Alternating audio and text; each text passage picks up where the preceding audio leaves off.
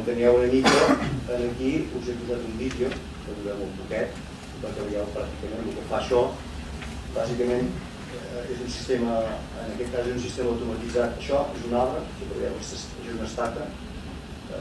Pràcticament això és una aprovació al terreny bastant simple, que és deixar la terra molt suelta, es planta, parlant ara de cultiu. Una cosa és cultiu, l'altra cosa és el tema forestal, que en parlarem. Es planta així, tal com es veu. Al cap de 3 o 4 setmanes comença a brotar, això és un arbre.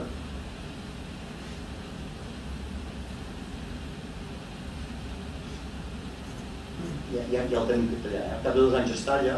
Això és forestal, és capçades d'arbres i temes de desembost. El que es fa és tallar i directament portar-ho a consum.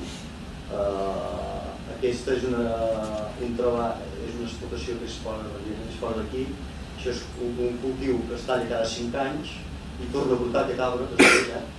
Aquí es pela per treure'ls totes les cendres per evitar més volàtils i directament es tira el llenyós en un camió i es transporta. I aquest és el sistema de tall quan és a 2 anys vista. Això és un arbre que té 2 anys, això és la sopa que queda sota.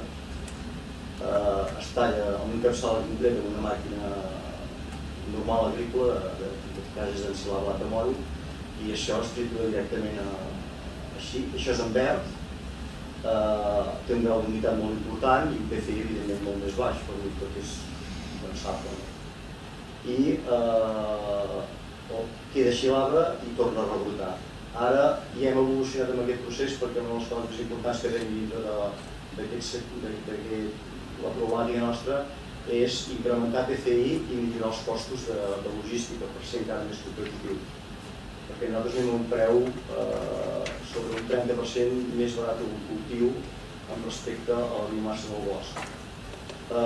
Quin és? Aquest sistema és un sistema amb el que es talla, es deixa a terra al camp directament sense collir, s'asseca en el propi camp i llavors un cop les necessitats específiques del client se li va entregant conforme al municipi durant tot l'any. Amb això simplement el que ens estalviem és transportar aigua. Transportem fusta, quan és seca doncs millor. Una màquina amb un capçal concret i el que fa és simplement ara fa la feina que feia l'altre, a triturar, no fent-ho tallar i triturar, simplement la tritura es carrega i es transporta. Una mica perquè entengueu una mica com és el tema del cultiu, no us afecta gaire, però per estar al cas de... Com veieu, els arbres ja estan creixent al costat, això al costat ja es tornen a ser els arbres, això s'ha tallat en concret, que s'ha recollit el mes de maig, quan l'arbre ja ha tingut aquesta progressió.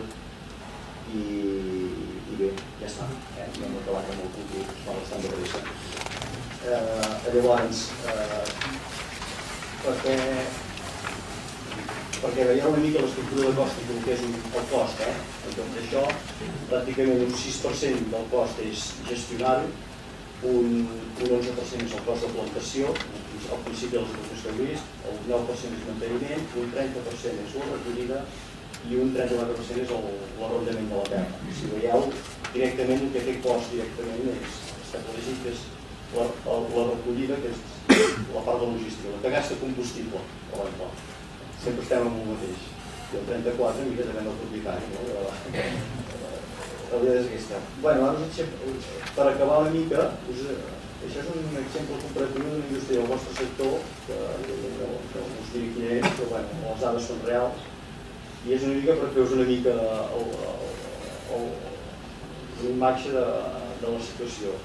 Aquesta empresa té necessitats tèrmiques perquè es dedica a elaborats i és de 80 tonelades al mes, és que no gasta com no té, i les necessitats tèrmiques és que posa. Llavors hem agafat 3 escenaris, un optimista, un realista i un pessimista, perquè lligant amb el que us he explicat al principi de cap on van les tècniques del tema. I llavors, amb el primer escenari, hem calculat l'IPC de l'1,3 per als 3 propers anys i els 27 anys propers a 1,3. L'electricitat calculem que s'apujarà un 6% i que és optimista perquè aquest any ens l'han posat un 10, quasi un 11. Doncs, aquest l'hem comptat en un 1%, els primers anys, quan us dic que un 11, un 10 i un 8, i a partir d'abans un 3,4 i aquí està comptat en un 1,4. El gasoll l'hem comptat que fugi igual que la inflació, si fos així ara no parlaríem avui. I l'estella l'hem deixat fixa amb un històric dels alemanys i un històric que pràcticament té molt poc tema de manipulació energètica.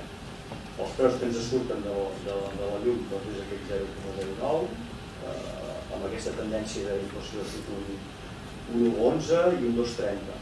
I el gas i tots els veieu a sota igual. Llavors aquí al costat, per fer-vos una foto, el comparatiu dels estalvis acumulats en 20 anys.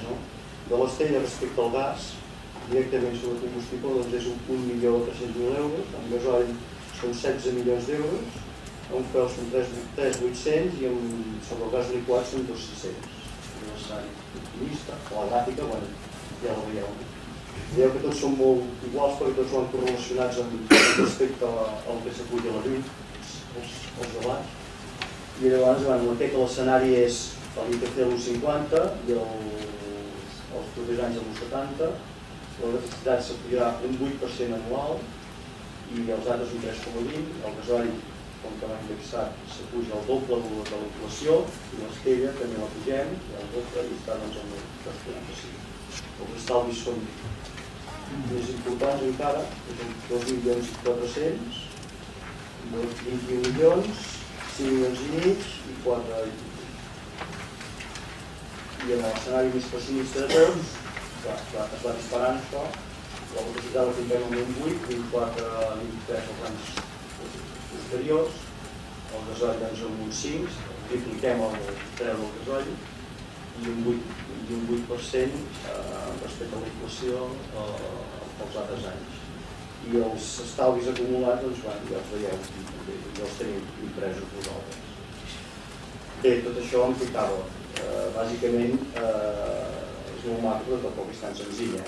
Llavors, bàsicament això, com tot, acaba en cada empresa hem d'estudiar, fer una auditoria realment de les necessitats que falta a cada empresa, realment quines necessitats fan falta per cada aplicació, tant siguin tèrmiques, com elèctriques, com tèrmica, elèctrica, i la viabilitat d'equip, qualsevol tipus de tecnologia que s'hagi de fer servir. I la biomassa en concret és el mateix cas. O sigui, en funció de la localització i de la proximitat, si té sentit fer-hi cultiu, té sentit fer servir biomassa forestal, perquè evidentment per necessitats ajustades, com poden ser les tècniques, que no són grans necessitats de combustible, molt possiblement no té sentit fer-hi tot un tema de cultiu de proximitat, sinó que directament podem anar directament a l'extracció de biomassa forestal, que és el que té molt bé. I llavors amb això és un control de territori, una logística de cultiu, d'extracció i de transport. L'objectiu de tot això, nosaltres, la nostra experiència, nosaltres en cultiu fem aproximadament a nivell dels 4 països del sud d'Europa unes 6.000 hectàrees de plantació a l'any. Estem fent ara. Amb una progressió bastant important perquè ara portem un parell d'anys a Espanya i estem començant a créixer de manera en progressió geomètrica, no com aritmètica com són els altres llocs. Quin és el sentit de tot aquest tema? Independentment de les aplicacions que siguin factibles o no en cada indústria, és l'autosuficiència.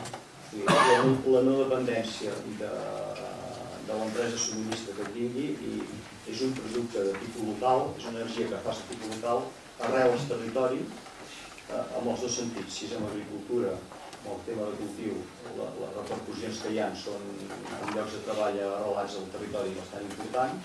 Aproximadament per cada 200 hectàrees es calcula que són unes 8-9 persones de treball, que no ens afecten directament a nosaltres, però sí que ens afecten en quant que és diner que no marxa fora i aquests estalvis que heu vist aquí directament no se'n van a divises que marxin cap a fora, sinó que es queden en el propi país. I és un tema també per reflexionar-hi i per tindre-ho en compte. I bé, és acabat l'exposició. Moltes gràcies i ho veureu.